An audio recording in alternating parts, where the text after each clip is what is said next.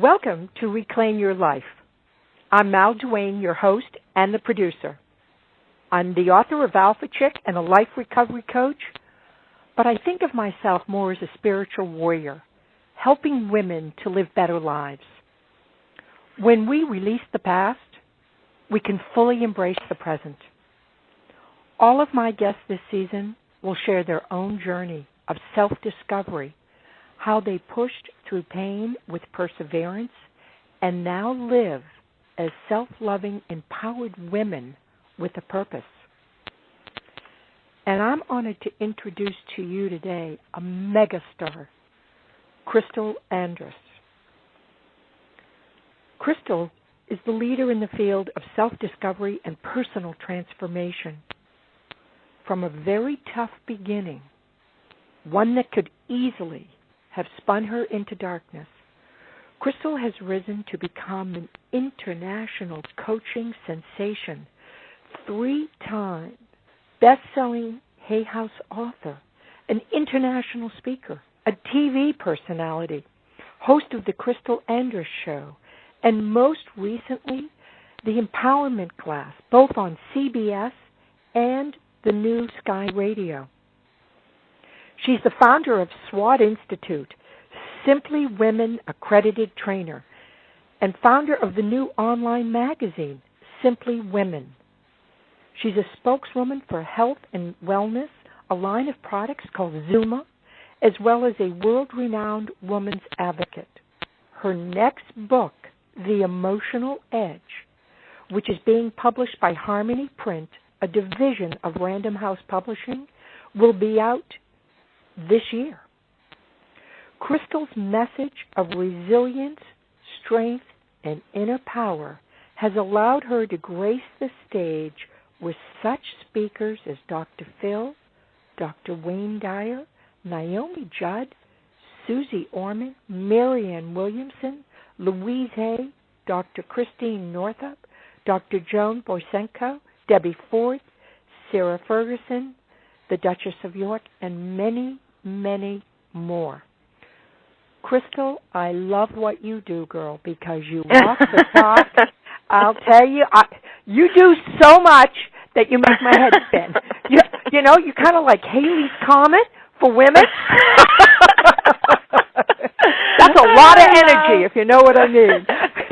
I do have a lot of energy. I don't even think I realize how much energy I seem to have, but it's good energy. It's good energy, and it's a channeled energy. So at least it's not just frenetic energy that you don't know what to do with it. And maybe that's what it is. Maybe when you're a person that has a lot of energy, and you always have, if you can really find that thing that lights you up, boy, you put that energy into what you love, you can go a far way with it. You are living such a divine purpose to help women. And I want to read this little quote I found of yours, which just came out of the most recent Aspire magazine, where you're a regular contributor. Thank you. Inside every woman is an energy of pure magnificence. And you call it woman energy. It's an essential sense of being that is incredibly empowered, loving, light, joyous, confident, humble, independent, playful, open, receiving, allowing, intuitive, sexy, strong, determined, and capable. When we step fully into this place, we become authentic and powerful beyond measure. Embracing woman energy isn't difficult. It's an innate knowledge we all naturally possess, yet most of us have forgotten or buried it. And you're a woman that has come from a very dark place. You really have had a huge transformational journey, and I would love for you to share where that started and how you got to be the megastar you are today. I laugh at megastar. Megastar. You know, it's funny. You know when you feel truth, and one of the things that I really am clear on now, and I would say to any woman, is you really do know truth. You feel truth in your gut, and even when we say things and we sometimes get caught up in our stories and we get caught up in the drama, you can feel when something doesn't really align with the truth of who you are. And it's interesting when you said you came from a really dark place, and I thought, no, that doesn't feel like truth. There were a lot of dark things happening around me, and yet somehow I always felt light. I always felt light. I felt confused. I felt like I didn't belong. I felt like I feel like this little bright light in this dark room, in this dark place around these people. I could almost transport myself when, I endured a lot of sexual abuse. There was a lot of it was, God bless my parents. I truly mean that. I truly, in my heart of all hearts, see my parents in my mind's eye, and I say, God bless you. I love you. I hope one day, because we still don't have any type of relationship other than we just don't have a relationship together because it was dark and it was toxic. And God bless them, though. I really feel like they aren't dark people either. Mm-hmm. They got caught up in very narcissistic. And I think sometimes when someone has emotionally been really hurt at a young age, and I think both my parents were really hurt at young ages themselves, they can emotionally become very stunted emotionally, and you have an inability to see outside of your own story.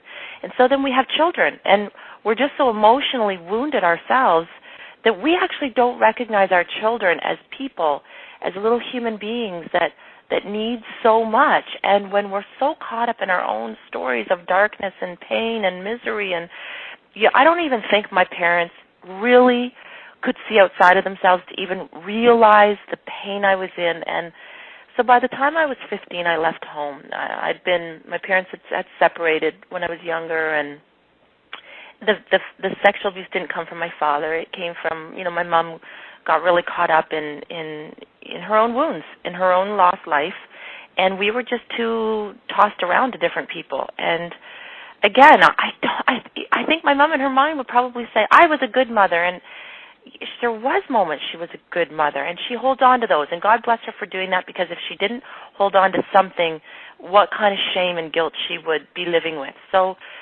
but there was a lot that was done and a lot that wasn't done, and it really left me with teenage years that were beyond turbulent, and trying to find a place to live and to find a place to lay my head at night. And so by the time I was 17, I went for my first physical. It never even occurred to me before that I could get pregnant. And I went in, and I got a call a couple of days later, and the doctor said to me, you need to come in. You have the human papillomavirus, whatever the virus is, and you have the early stages of cervical cancer. And I was just numb to it. I was so numb at that stage of my life because of just going through so much. I just was in autopilot mode surviving. So it didn't even occur to me how serious that was, and I didn't have any relationship with my family. I didn't have anyone to support me, so I just went along with what doctors said. I didn't create drama around it. It's interesting. When you don't have people to give you attention, I didn't learn that telling my stories of drama would get me anywhere, and so I just spent a couple of years. It actually took about 2-3 years to get that into remission. And I went through at the hospital by myself. I would take a city bus. I'd go. I dealt with that. But it really fired something up inside of me this time in my life. And by the time I was 18, I was a smart girl. And I think being smart and thinking I was special. I really did think I was special. I went to church as a little girl, and even my father was an atheist, but I wanted to go to church. There was something about the light. I had an aunt that was a born-again Christian, and it wasn't that she was a born-again Christian. I mean, you could be Jewish, you could be Muslim, it was that she had a light about her, and because it just so it happened to be that she was a born-again Christian, I chalked that up to something happens at that place called church, and I want to go there and get it. So by the time I was about 7, 8, 9, I called the church, and I got them to get me on a little school bus, a little church bus, and they picked me up. My sister was born when I was 7, and, by the time I would get her ready in the morning, and me and my little sister would go on this little school bus or the little church bus, and that did something for me. I would hear those stories about how Jesus loves me, and it impacted me. It was enough to impact me. And I would sit with my aunt because she would be there, and my aunt was the only loving person that I ever got affection. Like, she would tickle my back. I know it sounds small, but having one person in your life that gives you attention. My mom wasn't affectionate at all. I'd never heard the words "I love you" in my family. And lots of us can relate to this. This isn't like some horrible, horrific story, but I'd never heard those words. And it sounds silly, but I would sit in a church, and my aunt would tickle my back, and I just felt loved in that hour of being there, and I wanted to be there. And so when my life became really turbulent at 12, 13, church didn't happen. I was sent off to different homes, and I was raped many, many, many, many times. And I held on to that, though, and something through those years I held on to. And I never came across like an angry teenager, but inside I was angry, and I didn't know what to do with it. So I just channeled it into my schoolwork, and I had 2 jobs. I got a scholarship to university. I bought my first house at 18. I just kept channeling. You talk about energy. I just kept channeling all that energy into, I got to get out of this mess. I got to get out of this mess. And there was a desire of, I'm going to show my parents who I am. Nobody's noticed me. Nobody's ever recognized that I'm a smart girl or I'm a special girl and I just kept channeling it. Well, by the time I was 24, I was running a chain of health clubs. I had been competing in shows like the Miss Galaxy competition and stuff like that, and I was driven. And then I was married at 21. I was looking for someone to love me. And at 24, I was still so young, I thought, I just want to have a baby. I want to have a baby, somebody to love me. I love this baby so much. First month of trying, got pregnant, and man, when that baby came, I got to tell you, I had a cracking open of my heart, and I realized my parents had to have loved me, because I looked down at this baby and I realized, that's this love I had inside of me. And that was a cracking open for me, and it was a forgiveness. It wasn't a forgiveness, let you back into my life to hurt me. I would try. I would go back around them and try to see them, try to let them see their grandchild. They just still weren't interested. They're just still narcissistic. It didn't change. They weren't doing the work to change. The cracking open didn't happen for them. But I was able to forgive them. I don't see them. They really have maybe seen my kids. I have 2 little girls, maybe 1 or 2 times in the last 10 years. Like, there's just no interest. But with that being said, I just poured all that love I had for these girls, and the love that I felt for them, I started realizing I had to love me like that. Like, I had to love me like that. I couldn't walk around with shame and guilt and blame and anger at the world. And I just channeled it into, like, at that point, me and my girls. That's how I felt. It was like me and my girls against the world. And again, the cracking open continued to happen. In my late 20s, I realized that I'd had the perfect children from the right man, but it was not a life that I could live. And he did not have any interest in me publishing books or traveling, or didn't want any part of that. So I left that relationship. In my 30s, I spent raising my children as a single mother, and just loving them and loving my trying to learn how to really love myself. And by the time now I'm into my 40s, and my daughters are 19 and 17, and we have a beautiful, beautiful relationship, and they're just becoming amazing young women. And I've remarried to the love of my life, and life is great. Life is really great, and I just focus on eliminating drama in my life. I think that's been the real test, is that my life growing up was just pure drama and dysfunction at every moment. Even trying to get together with my family would always just be, how did I leave here in tears? My life is nice, and I just left here crying for 3 days. So I unfortunately had to learn to eliminate as much drama out of my life as possible so that I could just focus on the good stuff. And the good stuff brings more good stuff. And when I see someone with drama in my work, I really try to help them recognize that they have to set healthier boundaries for themselves until they get strong enough to feel like a star in their own life. Then maybe you can have small doses where you let people back in. And I continue to try to let people back in that have been really hurtful. And sometimes I realize, we've all healed, and we can do this now. And sometimes I realize, no, they're still in a really,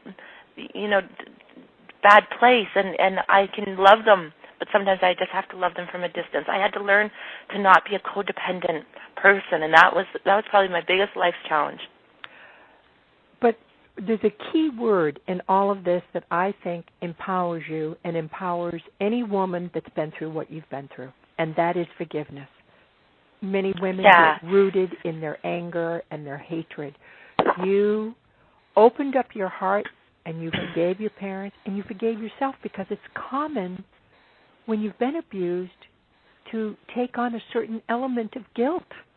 Oh, I had guilt. I've had guilt for years, and I learned that this was illegitimate guilt. This wasn't my guilt to own. I learned that these weren't my stories. These were my family stories. These were my family legacy. There was so much alcoholism and abuse and crazy, and something in me just went, I am of these people, or I am from these people, rather, but I'm not of these people. That's how I felt. I'm from them. God, I had to come through them to get the DNA that gave me that, to give me that brain, and to give me those looks, and to give me. So I feel like I chose those who I came through to be here on this earth, but I'm not of them, and I can't get caught up in that. And the forgiveness is a big piece. I realize that forgiveness is very layered. Like, you don't just forgiveness is for me. For me, it wasn't a one-time thing. It really was I forgive you, and then I'd be going along really good, and then I'd realize I have a lot of anger again.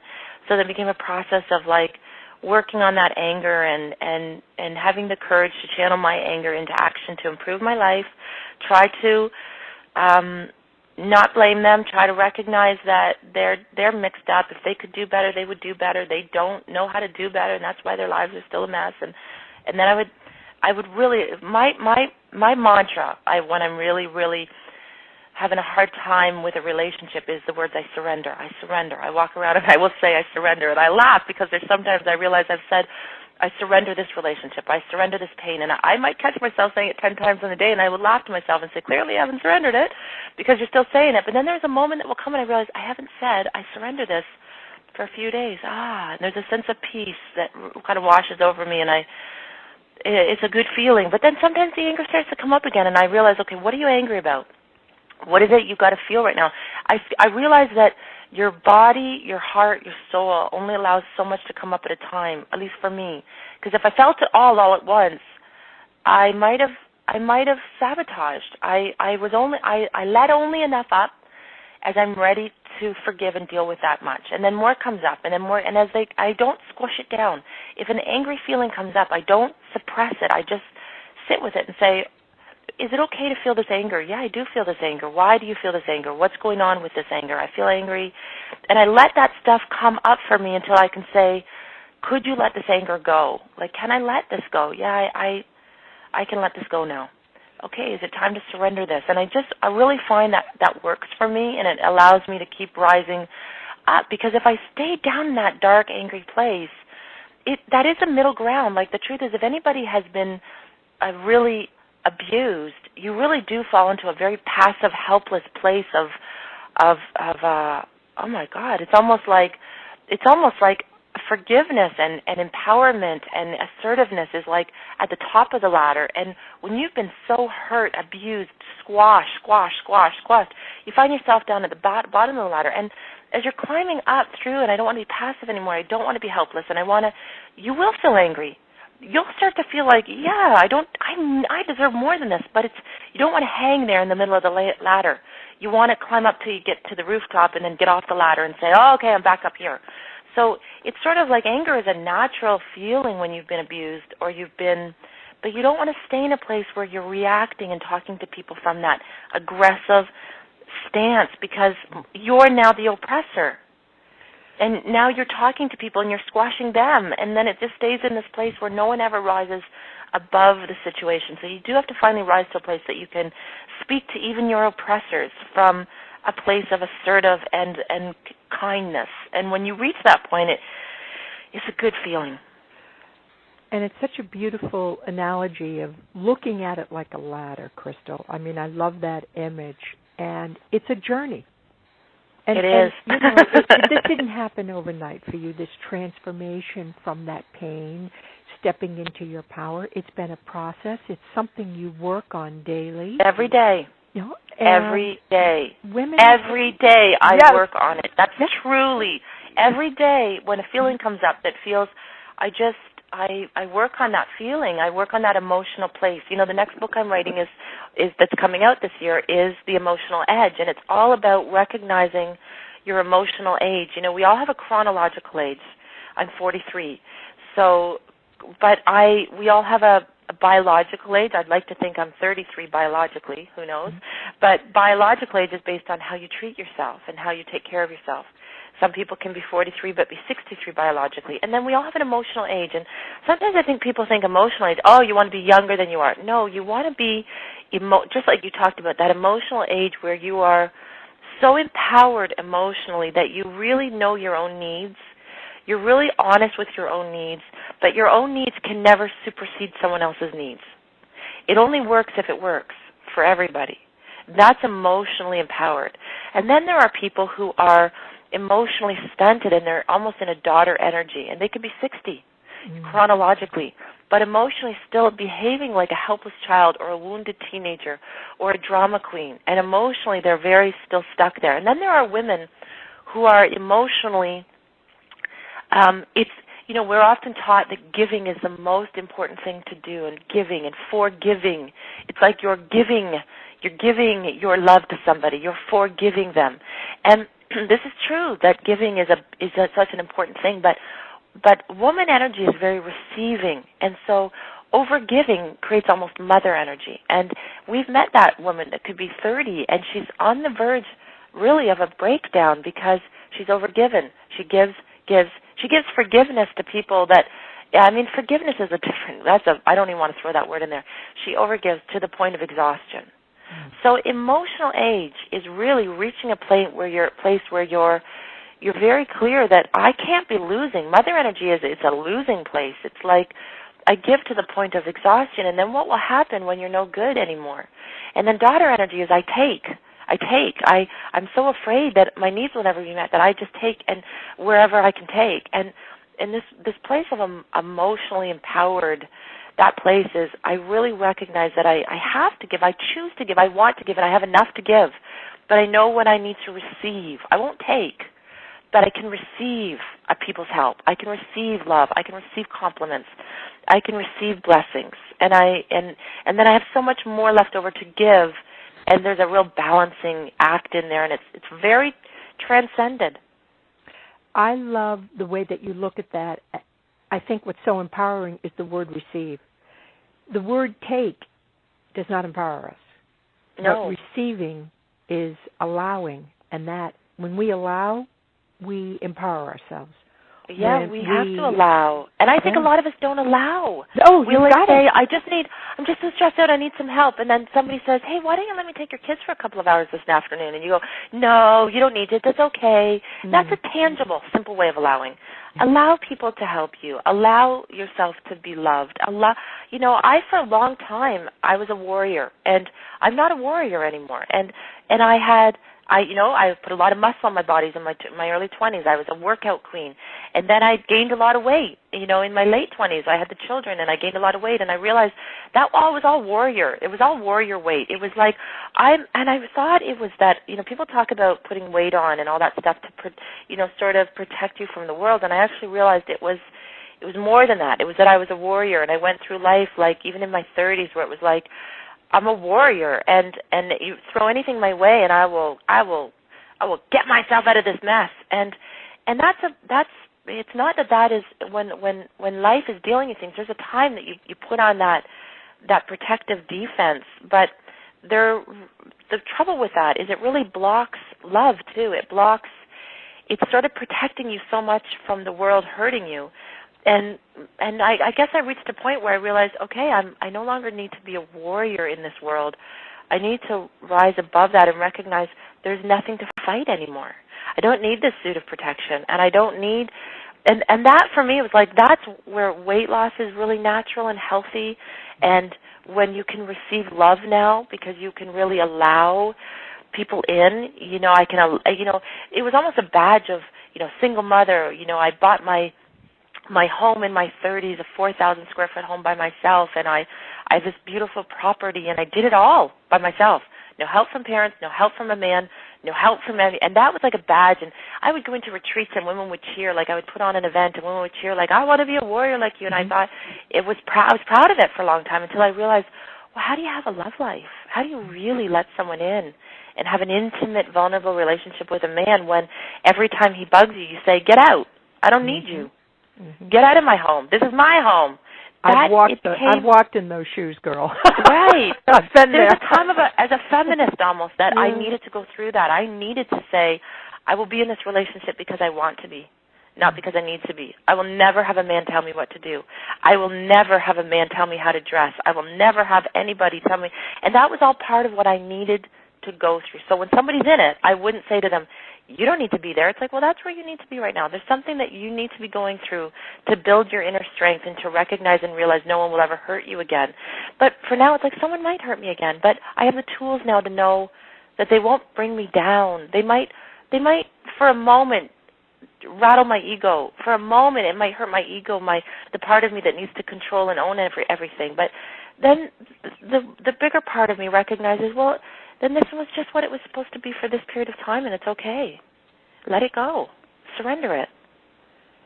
And it's always when I surrender that I will get the phone call from that person that you've been feeling sad and rejected by, or that business deal that you've been working so hard on. You've done everything in your power to try to make come together. And finally when you say, I've done all I can do here, I can't be a warrior for this cause. I need to surrender this and see how it unfolds. That's almost when it comes. And again, it ties back into that allowing. Instead of pushing and pushing and pushing and resisting, when you just step up into that present moment and just let it evolve, allow. Allow it. But, you're enlightened, and I will say this, you're enlightened and empowered, and I'm enlightened. I don't want to use the word enlightened for me, but I'm getting to be closer, and I get allowing now, and what I really don't want women to think is we're not talking about something passive.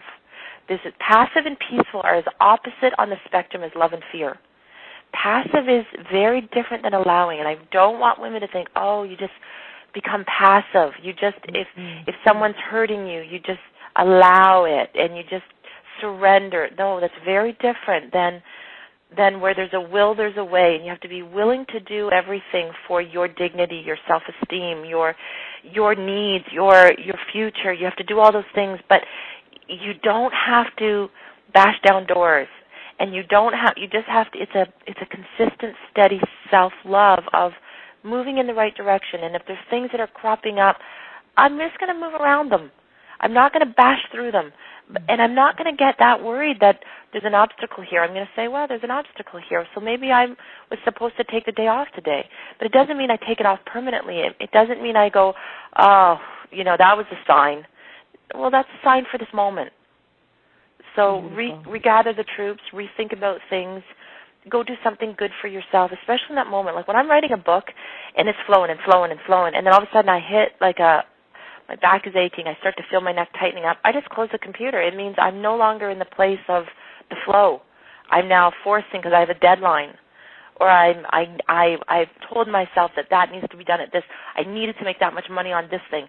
That had to happen at this time. That's when I just totally let that go and come back around when it... It's amazing how our physiology will guide us when we're not in the flow. You'll feel that resistance. You'll feel that discomfort. You have a wonderful gift that you are giving to all our listeners to support them in this process of crystallizing their dreams.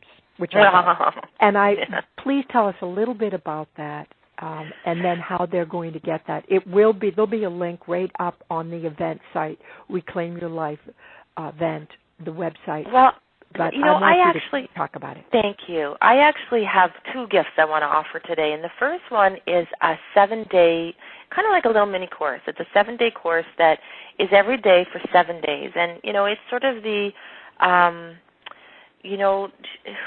there's some great questions that we write a life script by the time we're about 5 years old, and and they stay with us through our lives. And the questions are like, who am I? What am I here to do? And what are all these other people in the world? What's going on with these other people? And we make sense of who we are with those questions. And so the first 7 days is sort of like who are you? And I don't mean who are you, I'm a mother, I'm a daughter, I'm a wife, I'm a writer. I don't mean that. Who are you? And when I first usually ask a woman that question, I get like blank stares. Who am I? And I don't mean defined by your culture, your religion, your postal code, your job. Who are you? And women usually stare back at me with, I've even had women cry. Mm-hmm. Just, it breaks them open. I don't know who I am. So the first 7 days are a 7-day that I would just love to open up the door to begin a communication between you and I, for a woman to really start thinking about, who am I? And then what I would love is I would love to continue the journey. And on that 7 days, there will be a link as they first come to my website at crystalandrus.com to get that 7-day gift. And then what I would love, if it resonates and it clicks, I would love to offer a 21-day course as well, a 21-day Create and Sustain Success course that they could continue on. So really we have about a month together, a month of getting to know each other and really having some breakthroughs at no charge. I'm a real big believer that you got to build relationships with people in life, and no differently than us. And I offer an international coaching program. We've become the number one coaching program in the world for women. We empower women from all over the world. We have women from the Netherlands to the Middle East. We have women from the Middle East who are not supposed to have Skype, and they sneak on to become more empowered. It excites me. We have women from India. We have women from Australia, New Zealand. We just had a woman sign up today, just from New South Wales. We have women from all across the U.S., Canada, South Africa, South America. So I know that that's a higher price program, and I wouldn't even dream of saying to somebody, come in and sign up for this big, more expensive price program. I say, let's get to know each other. Let's see if we speak the same language. Let's see if we resonate at the same place, and let's do that at no charge. And let's test the waters with each other. And if it resonates and it feels right, maybe you'll grab a book for $20, and then maybe if that feels right, you might take a course and that's a real great business model for everyone, I believe, to follow, because I think in any type of, if it's your BFF, it takes time to build those relationships. If it's the love of your life, even if you met him and you think, he's my soulmate, take it slow. There's no rush. You don't have to jump into things with people and commit your life to anything. So I'm a big one on saying you want to have quality relationships, you got to put in the quality time. And so that's my offering to your guests today. Thank you so much for your generosity. And again, please repeat your website address so everybody has that. Yeah, www.crystal, just like the crystal, some good name my mom gave me, Andrus, ANDRUS.com, crystalandrus.com. And if you go /7-gifts, and you'll get your 7 free gifts. But you know what? You just get to my main site, and you will see, and we'll take you there. And then once you get into the 7 free gifts, we'll set you up with that 21-day Create and Sustain Success course. And it really is a powerful course. I've thousands and thousands of women who have done it that say life-changing in itself. So I'd love to offer that to your listeners. Crystal, this has been an honor for me. I admire your work. I just think you're a magnificent example for women that inspires them, and women that have been hurt, that have been in a dark place. You truly can. You're such a powerful example of where you can go in life, and so it's an honor. And thank you so much for being part of this series. Thank you for having me. The work you're doing in the world is so important, and you're a beautiful light worker, and you can just feel your energy is just magnificent, and I'm honored to be part of this with you. I think birds of a feather flock together, and I'm really glad to be flocking with you. Me too, girl. Thanks a million. Thank you. Have a beautiful day. You too. Bye for now, everyone.